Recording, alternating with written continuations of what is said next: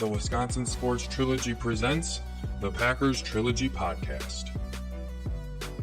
Heyo, Packer fans, what's going on? Welcome to the Packers Trilogy Podcast presented by the Wisconsin Sports Trilogy, the podcast for diehard Packer fans by diehard Packer fans. I am your host, Trevor. You can find me on Twitter at Bender_Trevor. And I am joined, as always, with my good buddy Tyler, aka T Plush. Tyler is the host of the Brewers Trilogy Podcast and a contributor for Reviewing the Brew. You can find Tyler and all of his content on Twitter at Tyler Kurth. As always, you can find all of our content on Twitter at Trilogy_pod. You can follow us on Facebook, the Wisconsin Sports Trilogy Podcast, there on Facebook, and as always on YouTube as well. Make sure you're checking us out there. We are the Wisconsin Sports Trilogy Podcast there.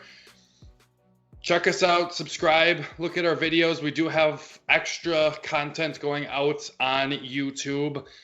Speaking of extra content, I have a film review coming out Thursday morning, talking about Chris Barnes and Kamal Martin, so make sure you check that out. Tyler and I just did our Brew Crew Tuesday on YouTube. Make sure you check that out. That was posted yesterday as you're listening to this, so make sure you check that out. But today we are going to talk Packers, and more specifically, we are going to talk this upcoming Thursday night football matchup against the San Francisco 49ers. Before we get to that, Tyler, how are you doing?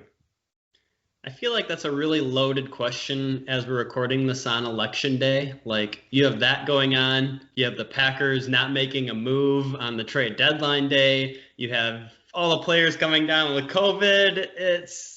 Yeah, I know I'm poking the bear right there at you. It's been a hell of a Tuesday. We're going to leave it at that. All right. Well, I knew this was going to come up, so I am prepared for this. I am going to say my piece. You guys know I wasn't all for trading. Most of the time when fans think teams are one player away, they're not. They either have the players they need and they're going to win the Super Bowl anyways, or they add a player, they jeopardize the future of the franchise a little bit. Depends on the trade of how much they're jeopardizing that. But then they don't make it to the Super Bowl or don't win the Super Bowl, most importantly. So let's go into this. First and foremost, we knew. It's the Green Bay Packers. We knew. You knew. Why are you mad? You knew they weren't going to make a move. You knew it. Everyone knows it. They're the Green Bay Packers. They don't make trades. So what else were you expecting? Two, reports came out that there was disagreement in the organization at the highest level, was the quote, about pulling the trigger on the Will Fuller trade. Now, since then, Matt LaFleur has come out, and Rob Demovsky posted something on ESPN about it, and his response was, and I'm quoting here, "I have no idea where anything like that would ever come from. We are in constant communication. We are on the same page, and there is no truth to that. I promise you that." So it's like any professional relationship, right? One guy is saying, "I think we should." The other guy says, "I think we shouldn't." They talk about it. They figure out the plan, and they go from there. It's not a disagreement. It's them talking about what the plan should be. So I just think that was poorly worded, and I don't know if Diana Rossini, that's exactly how it was told to her, so she was just quoting that and saying that, or if she kind of paraphrased or what the deal was there. But it's a professional relationship. People disagree professionally all the time. You probably get it at work every other day where you're kind of explaining your situation and someone else is explaining theirs, and you have to come to a decision. That's the same thing that happened today for the Packers. And then let's talk about some recent trade deadline moves, right? So I found an article that was actually posted today before the deadline ended, and it was talking about the 12 best NFL trade deadline moves since 2015. So out of those 12 moves, 3 of the teams that made a move during that won the Super Bowl. One of them was the Patriots when they got Kyle Van Noy. Did it help them? Definitely. But did it win them the Super Bowl? Would they have won it without him? The Falcons were going to fall apart anyways, probably. So probably.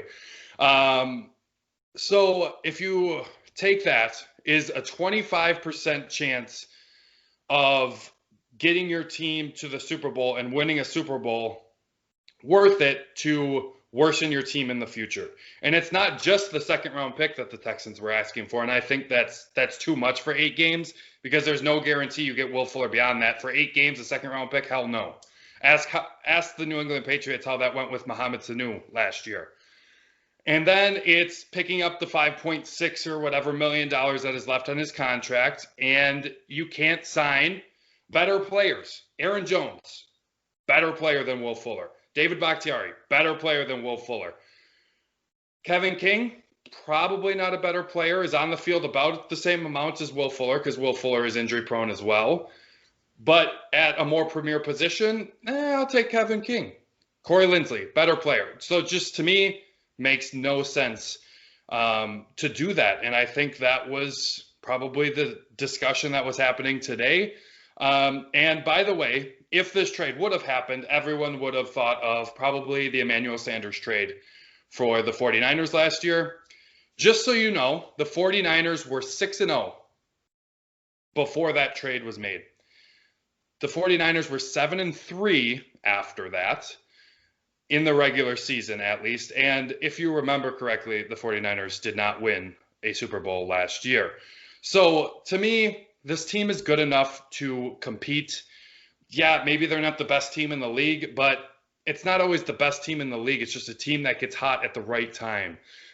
So to me, they had 2 bona fide stars out against Minnesota, and then they also had a very solid wide receiver 2 out. So to me, I think Allen Lazard is the legit number 2 in this league, and he just hasn't really had a ton of time to prove it. But I fully think that is what Allen Lazard is going to be. So to me, it didn't make a lot of sense, and that's my reasoning, and I'm glad the trade deadline is over. Tyler, do you have anything about the trade deadline, Packers not making a move, anything like that?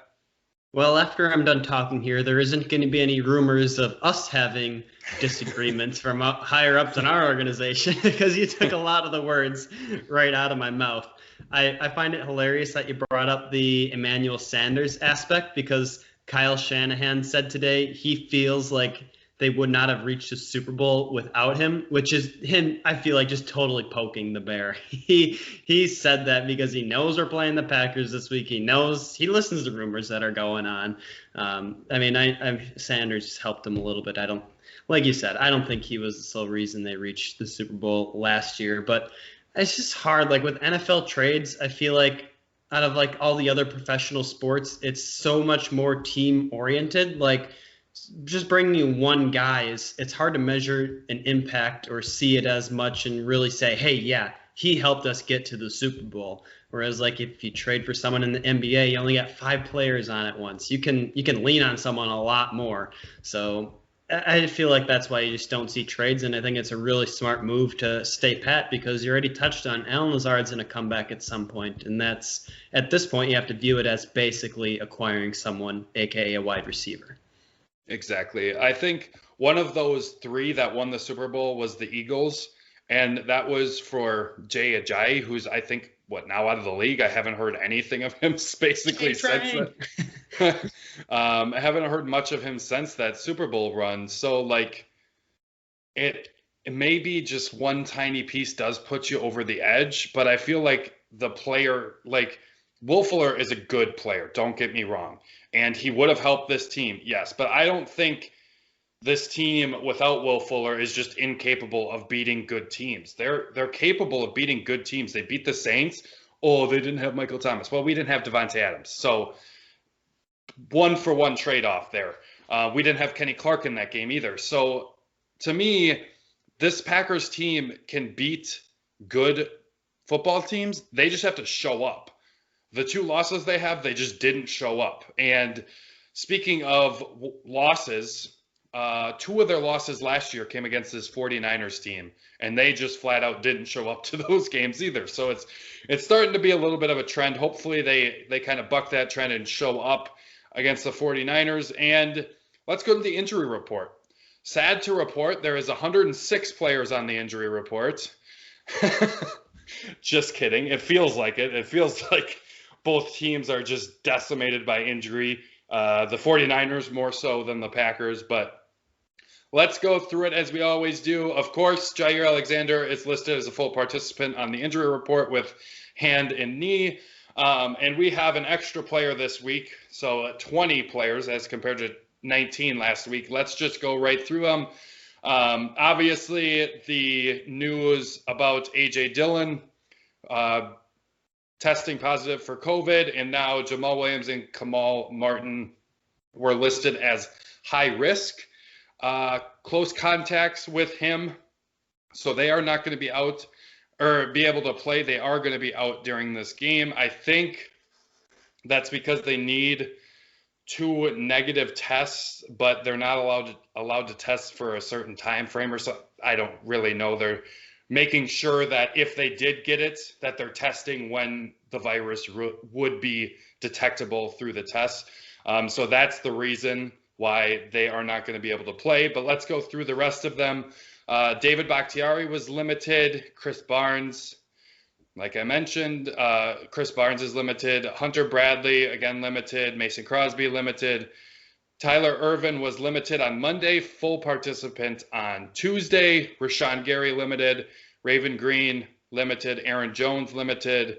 Kevin King, back both days, limited. So that's a little bit of progression. He's been DNPs recently. Tyler Lancaster, limited. Mercedes Lewis did not participate on Monday, limited on Tuesday. John Lovett was limited. Kamal Martin, like I mentioned, he's on the COVID list. Will Redmond, Vernon Scott, both did not participate. Preston Smith, limited. EQ, limited. Rick Wagner did not participate on Monday and was limited on Tuesday. Him and Mercedes, I'm guessing, were veteran rest type of stuff. Then Jamal Williams, like I mentioned earlier, for the 49ers. Now, this doesn't include, the Bosa injury from earlier on in the year and all their players that are on IR, because there's a lot of them. Solomon Thomas.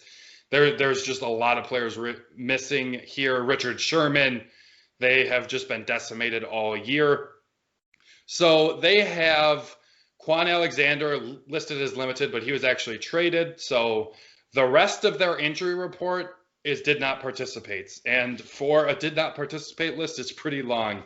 Tevin Coleman, Jimmy G, Richie James, George Kittle, Deontay Pettis, Debo Samuel, Jaquasti Tart, and Demetrius Flangen-Foles. So quite a list there. We obviously know Jimmy Garoppolo and George Kittle are not going to play. They're out both extended periods of time. And having that many DNPs is probably a little bit concerning, more so than it already has been for this 49ers team all year. They have just been decimated, as I said. So how do you feel coming out of that injury report, Tyler? I feel like this is a situation similar to like JV football, where you get an announcement that because of injuries, the teams do not have enough players to field a team, so we're just going to postpone it. Like, I'm waiting for that announcement. And then, like, with the COVID positive test too, I'm actually really surprised that this is still on for Thursday. We'll see what happens there. But I am just so sick of all these injuries. It just keeps getting worse and worse. And somehow the Packers, I feel like, are in better shape, which is just crazy to think about. Yeah, much better shape than the 49ers. But I think most teams are, even in this crazy season with injuries left and right. You got the extra thing to worry about with COVID-19. Just kind of a lot of things coming out here. But it's still the NFC Championship rematch, even though this 49ers team does not have the players and doesn't have the record we were anticipating too. A 4-4 team. They're actually 1-3 at home this year. So let's get into this game, Tyler, and let's talk about one thing the Packers need to do in order to win this football game. Well, my big thing is I think we have to control the time of possession. I mean, for two reasons. We saw last week, and especially in the first half, that played to the Vikings' favor, where it was really long possessions. Aaron Rodgers stays on the sidelines. Of course, the Packers' defense can't get stops. And in that first half, I felt like the Vikings felt really good about where they're at because it was a tie ball game. Now you go to the 49ers here. We know they're going to run the ball. It's obviously similar play concepts, play designs that what LaFleur likes to do. So it's going to be ground and pound, play action. They're going to look to control the clock. So we actually need to stop someone and get our offense back out on the field. We cannot get back into a situation where it's just teams alternating touchdowns and chewing up clock, because that does not play to the Packers' favor. Because as we saw last week, once we fail to score and get a little bit of adversity, we tend to crumble. So let's just not get in that situation. Yeah, you mentioned this 49ers team kind of just probably going to run right at them. I actually saw something today that Nick Mullins is better down the field quarterback this year than Jimmy Garoppolo has been. Granted, Jimmy Garoppolo has been injured, and they mentioned, I believe it's an ankle injury, and he said he's having a hard time planting and throwing, and that's probably part of the reason why he's struggling to throw down the field. But Nick Mullins is pushing the ball down the field better than Jimmy Garoppolo was in this offense this year. Now, I don't think that means Nick Mullins is a better quarterback. I don't want that to be what I'm saying, but definitely something to monitor, that they will be able to push the ball better down the field with Nick Mullins, or they had been better at that this year with him in the lineup. The other thing you mentioned, they're just going to hand the ball off. That's what Kyle Shanahan loves to do. He's very, very, very good at scheming that open, and that is what concerns me, right? The Minnesota, they do a good job of running the football, and Dalvin Cook makes it a lot easier for them. Now, the 49ers don't have a running back quite like Dalvin Cook, but they have a coach that's very, very good at his job. And so San Francisco is ranked 6th in rush DVOA. And just for comparison's sake, Minnesota is 3rd overall. So a little bit of a tough stretch for this defense that struggles against the run.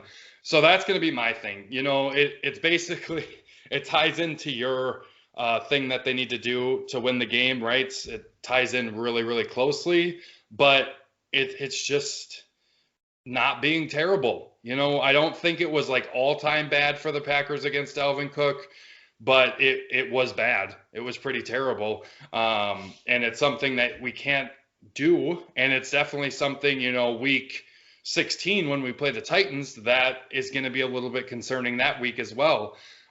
You know, there's these few teams that run the ball extremely, extremely well that make it a little bit concerning. Tennessee is actually ranked 7th right now in rush DVOA. And then outside of that, you look at some other teams. Rams could meet them in the playoffs.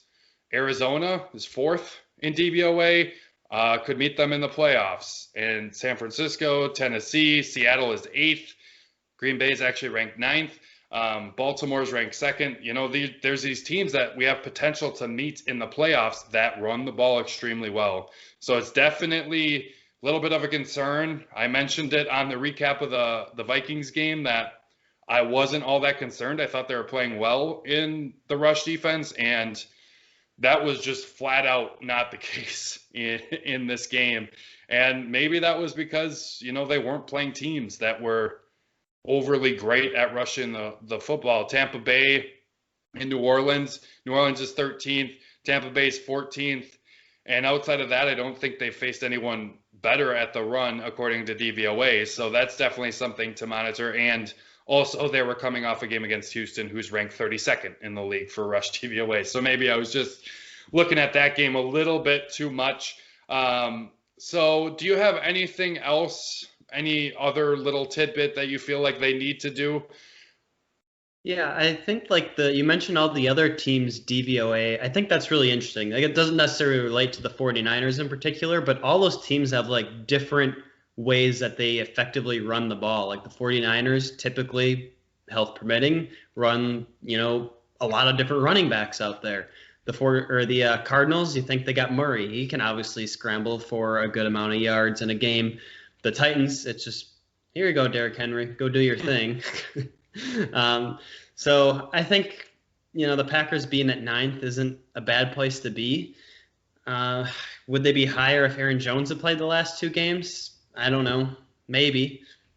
Probably. Yeah. So I think it's just like a staple of a good football team. You have to be able to run the ball pretty effectively, and that's who the Packers are going to be playing here.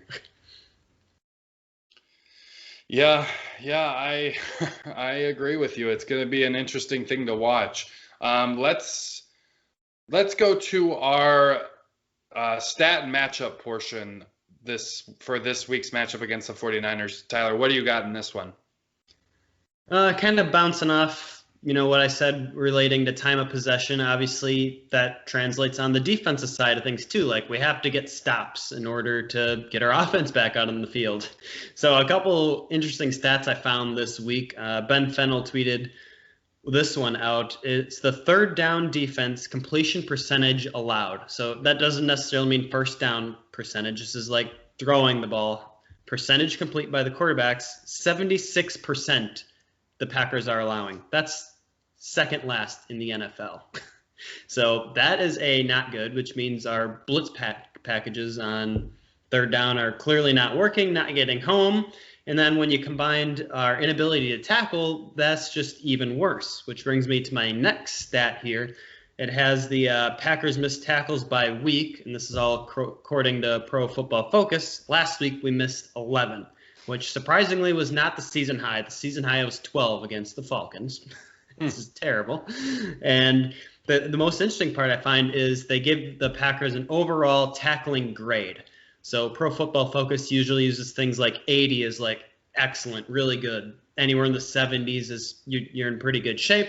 And below that, you obviously regress a little bit further. The Packers grade this season, 42.9.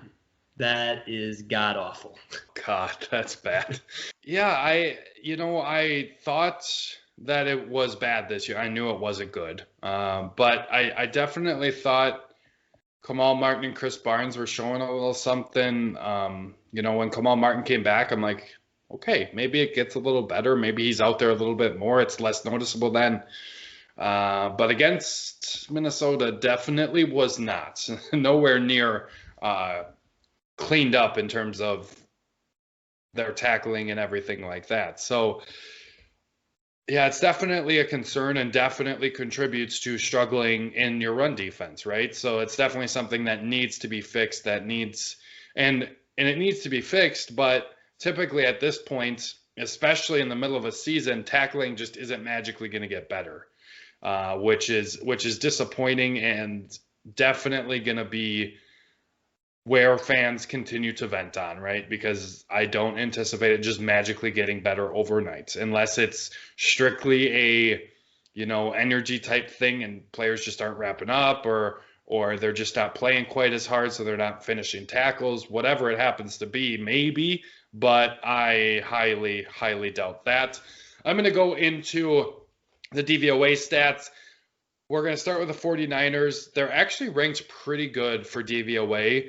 In being, a 4-4 team that's got half their roster out, or at least half their starters out. George Kittle, Jimmy Garoppolo, Deebo Samuel. There's quite the list of players that aren't playing in this one. Tevin Coleman isn't playing in this one, plus all their players that are on IR. It's just the list goes on and on. But offensively, they're ranked 9th per DVOA. Defensively, they're ranked 12th. Special teams is 14th. Overall, they are 12th. And that's quite a difference from last year, because I feel like they were a juggernaut last year. They did not need Emmanuel Sanders. They were a juggernaut. They were that good. They were like the Ravens until the Ravens got to the playoffs and just got behind, and Lamar Jackson didn't know how to come from behind because they didn't have to do it all year. So definitely not the same team, and injuries is a main part of that, right? We've been talking about it this whole podcast.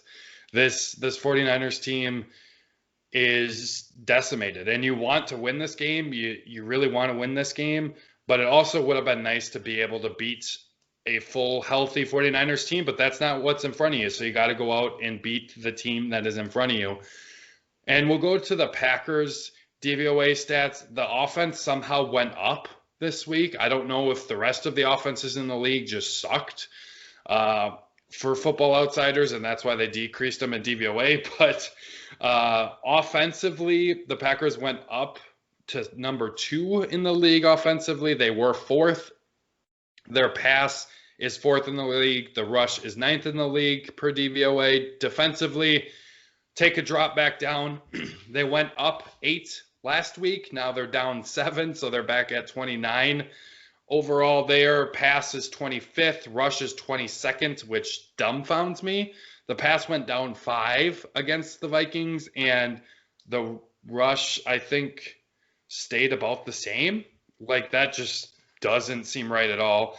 But maybe it's because that rush offense we just faced is very good, so that definitely could have a bit to do with that.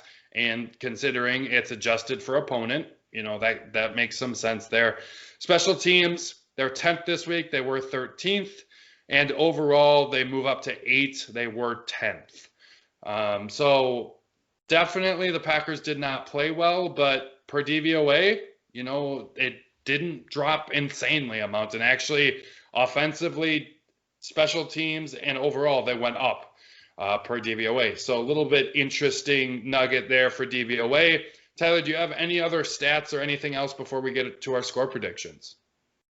Yeah, the DVOA, I think, might actually somewhat represent like what you see throughout the 49ers, just like games they played this year. Like their defense 12, so we're just going to call that middle of the pack here. And that kind of like matches. Like they started the year off by not playing a whole lot of good teams, but then they gave up 43 points to the Dolphins. They gave up 37 to the Seahawks, but yet then they held the Rams to 16 points. And I was like, okay, that's just really weird. Obviously, injuries play a big factor in all that. And then their offense kind of goes the same way. Like they have shown the ability at times to put up 30-plus points, and then some other games they're just not there. So I think that kind of reflects where the 49ers are at. And when you try and predict what's going to happen this week, that just makes it even harder, given the inconsistent play of the 49ers, given all the injuries. You would think, like, going into this, if I was going to tell you at the beginning of the year that the 49ers were not going to have, Bosa, Coleman, Garoppolo, Kittle, you'd be like, oh, this is going to be like a get-right game for the Packers or something coming up here. But I don't know if I quite fully believe that. Like, stakes are still going to be high. Everyone remembers the NFC Championship game from last year. There's going to be some edge there. I do think the Packers offense will get back on track just because the 49ers defense is so decimated with injuries. So I'm going to go with a 35-24 Packers victory this week. 35-24. I think that sounds pretty close to what's going to happen. I think if this is a full on San Francisco 49ers team, and that is what we're going to have to deal with, that is a little bit concerning. And I probably, after that game against the Vikings, I probably picked the Packers to lose. But the situation that we have, and that's all you can do at this point, the situation that we have facing us is an absolutely decimated team that the Packers should win. Now, I thought the Packers should win last week. I predicted a 42-17 blowout or something like that, and that wasn't anywhere close. So definitely something that makes me feel a little bit better. This was a game that I called at the beginning of the year a schedule loss, and now it's just not, because of the what we're seeing from the 49ers and their injury front, right? So I think it's probably somewhere where you're saying I'm going to go a little bit closer and say 31-27. I think is going to be the final with the Packers winning. It's going to be a close game. It's still a short week. even though the 49ers are decimated, the Packers definitely aren't healthy. So I think it is going to be a close game. It's going to be a fun game to watch, but a close one, a little bit of a nail biter. But the Packers able to hold on against a decimated team in the San Francisco 49ers. But wait, what about the West Coast curse? That was super bad sarcasm. It's a thing. So, you remember last year? Yeah, and this year we got destroyed in Lambeau and got destroyed on the East Coast. So what does that have to do with the West Coast? That's fair. So I do want to mention, you brought up their kind of defensive games and how it can be, 16 one week and then giving up 30, 40 plus the next weeks. They do have a pretty big variance. So if you look at it, Football Outsiders, again, does a variance statistic, and they are 28th in the league in variance. So if you're 32nd, you're the most variable team in the league of, 1 week you can give up 3, the next week you can give up 48. It's just like there's so much dependent on the team you're playing, the situation, all of those types of things. So they're highly variable. So they could come out and play a great game against the Packers and give up 17 points. Or they can come out and just give up, 38 and the Packers just kind of walk up and down the field the whole time. So game to game, they are not very consistent. So that'll be something to watch. And in case you're wondering, the Packers variance is actually pretty good. They're ranked 9th in the league in variance. So they're kind of what you see is what you get. And that's the 29th ranked defense in the league. So it's hard to be very variable from there. But that's going to do it this week for us. Make sure you guys, again, are checking out our YouTube video. Like I said, morning of the game, I'm going to have a video out about Chris Barnes and Kamal Martin. Make sure you check that out. I was pretty excited about that video. It was very, very nice plays from those two players and something that it actually gave me a little promise about the interior linebacking position until I saw the Vikings game, but we'll just gloss over that. So make sure you guys are checking that out. Make sure you're checking out our Brewer content, both on YouTube, on Twitter as well. Tyler posts a whole bunch of Brewer stuff, whether that be his articles or our podcasts. Like I said, our Brew Crew Tuesdays that we're doing every week. Make sure you guys are checking all of that stuff out. The best way to do that is follow us at Trilogy_pod or on Facebook. We are the Wisconsin Sports Trilogy Podcast there. But until next time, go Pack Go. Let's stop the run.